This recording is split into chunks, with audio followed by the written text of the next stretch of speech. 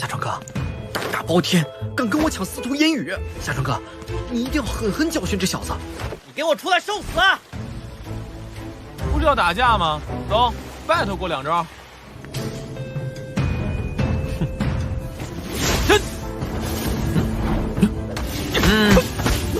用力点。破云刀，来吧。梁辰公子，你也让梁辰很失望了。都来！走你！啊！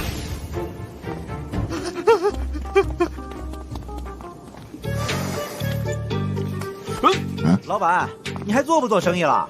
赶紧让他滚蛋！只要付得起零食，都一视同仁。只有一壶好酒，你喝一口就……不做主持续受酒相伤害。好厉害的酒，闻个味儿就能增加经验。转换为高级技能醉八仙。Oke, kembali lagi bersama Bang Jago. Seperti biasa, admin selalu mendoakan kalian semoga selalu dalam keadaan sehat dan dalam kondisi terbaik. Di video kali ini admin akan melanjutkan Donghua Peng Qiu Quan. Tak berlama-lama, langsung saja kita masuk ke isi ceritanya.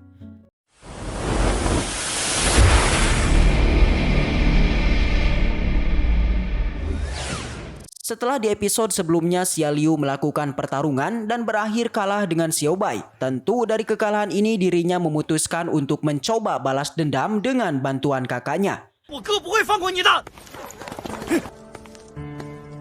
有个叫叶良辰的家伙打我！ Tapi di saat itu bukanlah waktu yang tepat untuk melaporkan pertarungan. Karena saat ini kediamannya telah didatangi oleh sekelompok tamu pria berjubah yang telah kita ketahui sebelumnya. Ayahnya yang juga ada di sana terlihat sangat kaget, dikarenakan anaknya Xia Liu yang berani melakukan tindakan tidak spontan dengan para tamu di sana. Beruntung kedua pria berjubah itu mereka terlihat tak menghiraukan dan kembali melanjutkan pencarian seorang pemuda yang tempo lalu bertarung dengan majikannya. Salah satu dari pria berjubah juga memperlihatkan sebuah proyeksi. Sosok pemuda tersebut yang tiada lain dan tiada bukan itu adalah Xiao Bai yang tempo lalu bertarung dengan majikannya. Tapi setelah melihatnya, Xia Liu berpendapat bahwa dirinya sama sekali tidak mengetahui tentang asal-usul pemuda itu. Tapi meski begitu, pria berjubah ini masih kekeh memerintahkannya untuk mencari tahu tentang keberadaan pemuda tersebut. Karena diketahui Xiao Bai dan yang lainnya telah mencuri beberapa harta milik majikannya.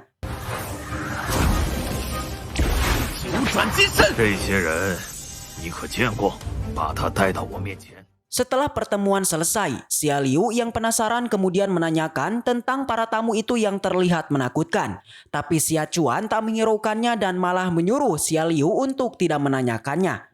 Dan kini sang kakak menanyakan tentang Ye Lingchen yang telah menghajar adiknya itu. Xia Liu menjelaskan semuanya dan langsung pergi ke kediaman Xiao Bai. 大包天敢跟我抢司徒烟雨，你都难泄我心头之恨。 Di panel lain tepatnya di sebuah desa, terlihat kini seorang kakek tua yang diusir di saat dirinya memasuki sebuah kolam pemandian. Tapi meski begitu dirinya yang tak menyerah kemudian mencari pemandian lain dan ditemuilah sebuah pemandian yang bernama Tang Neng Yipin milik Xiao Bai.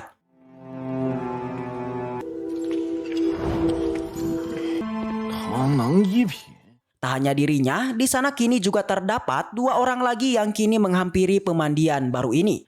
Si kakek ternyata sangat terkejut dengan peralihan itu, yang awalnya rumah teh kini menjadi sebuah pemandian. Mereka yang penasaran tentu langsung memasukinya. Di dalam Tang Yeng Yipin, di sana terlihat Xiao Bai yang mencoba mempersiapkan semua aturan pemandiannya, mulai dari tempat pemandian pria hingga ke pemandian wanita. Di sela perbincangan itu tiba-tiba muncullah dua pelanggan yang datang, Wang Ning dan juga Lia. Mereka merupakan pelanggan pertama Tang Neng Yipin yang dengan itu si Tuyan pun menjamunya. Dan di sisinya, si Tukong juga menjelaskan mengenai pemandian di sini yang bisa meningkatkan kultivasi bagi seorang praktisi. Tapi kedua pelanggan ini seketika menjadi terkejut dikala melihat harga pemandian yang sangatlah mahal yang bahkan mereka di sana membandingkan dengan pemandian sebelah yang menurutnya tidak semahal di sini. Tapi demi untuk menarik pelanggan, Tang Neng Yipin juga disediakan pemandian percobaan yang bahkan bisa menggunakannya selama 30 menit.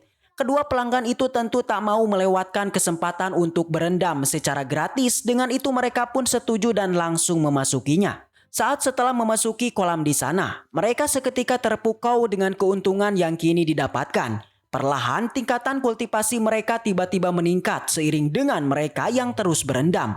Bahkan selain dauki di tubuhnya, keuntungan yang didapatkan juga merambat pada meridian yang telah diperluas. Akhirnya mereka pun paham bagaimana Tang Neng Yipin yang memiliki harga yang cukup mahal. Ternyata itu sebanding dengan keuntungannya. Dengan begitu salah satu dari mereka, tepatnya Lia, kemudian berterima kasih hingga dirinya juga memanggil Xiao Bai dengan sebutan bos.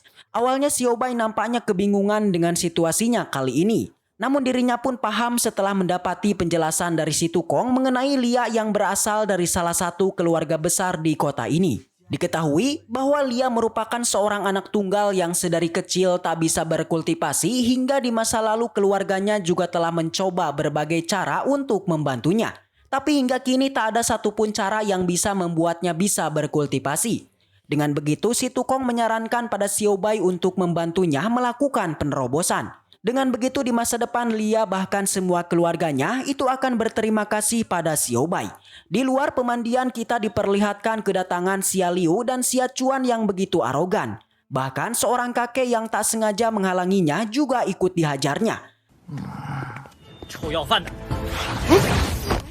Tapi dilihat dari pergerakan si kakek ternyata ada yang aneh. Ya, ternyata si kakek hanya berpura-pura.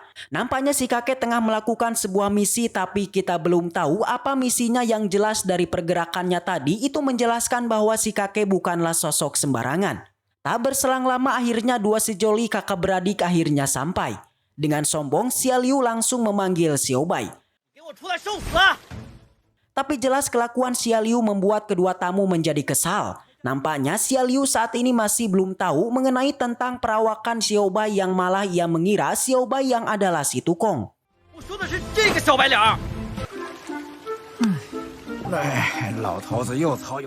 Merasa kesal karena dipermainkan, dengan kekuatannya ia pun langsung mencoba melakukan sebuah serangan.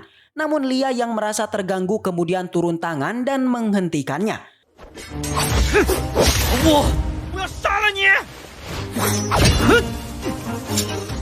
Beruntung di saat akan menebasnya Xiao Bai muncul dan menyelamatkannya.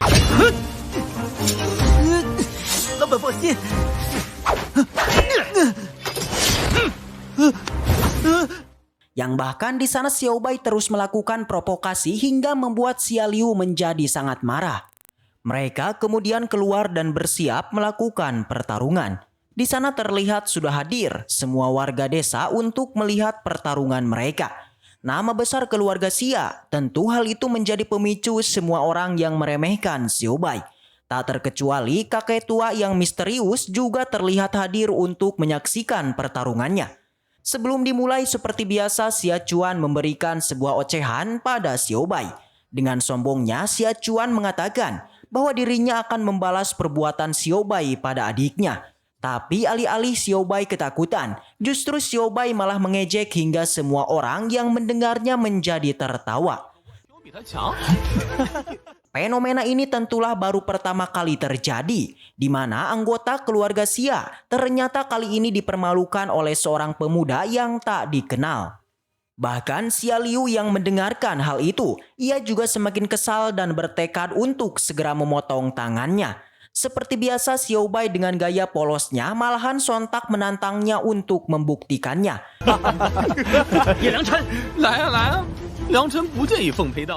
Di depannya Xia Chuan terlihat juga sangatlah marah.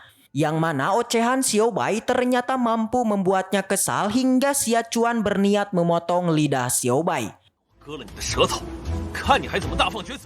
Dengan cepat Xia Chuan langsung bergerak menyerang Xiao Bai.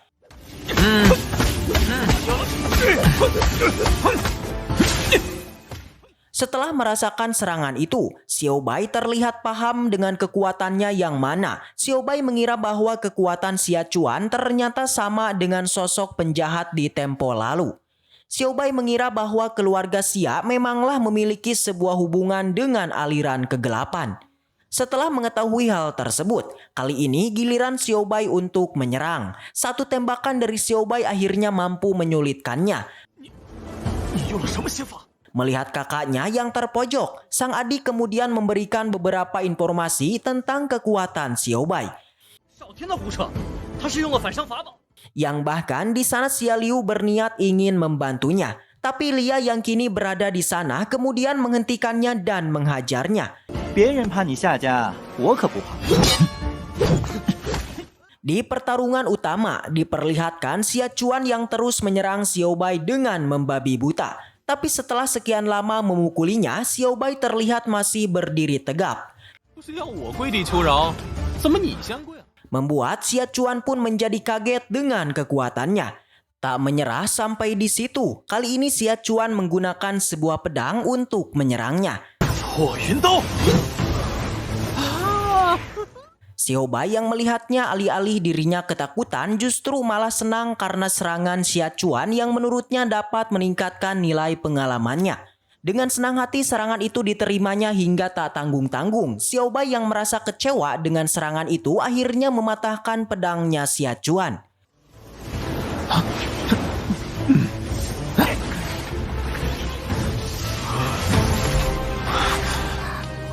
你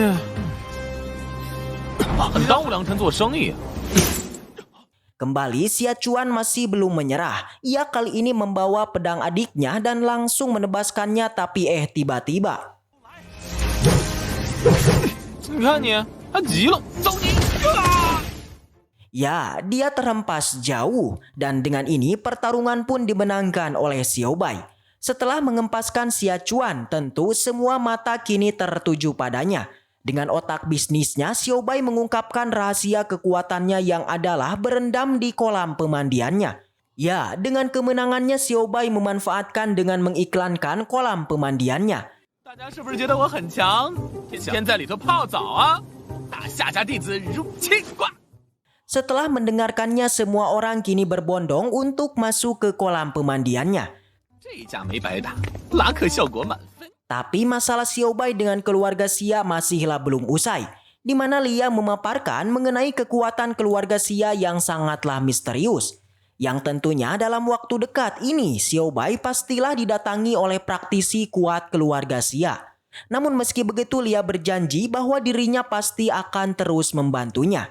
Di sela perbincangan itu, tiba-tiba muncullah si kakek ke pemandian Xiaobai. Tapi kedatangannya selalu dikucilkan hingga diusir oleh semua orang. 一个乞丐还想来洗澡，走走走。 Namun Xiaobai yang melihatnya tentu tak tinggal diam. Xiaobai mengatakan bahwa pemandian yang dimilikinya diperuntukkan untuk semua kalangan tak terkecuali si kakek juga bisa memasukinya asalkan bisa membayarnya. 身上味道冲死了，哎，啊，来者是客，要我们跟着脏乞丐一起洗？只要付得起零食，都一视同仁。 Melihat sikap Xiaobai, si kakek tentu merasa senang. Ia mengatakan si kakek berniat berendam selama 1 hari. Tapi si kakek tak akan membayar dengan batu roh, melainkan dengan sesuatu yang ada pada kendi di tangannya. Semua orang tak setuju dengan permintaan si kakek. 如何？一派胡言！ 用主持续收酒香伤害。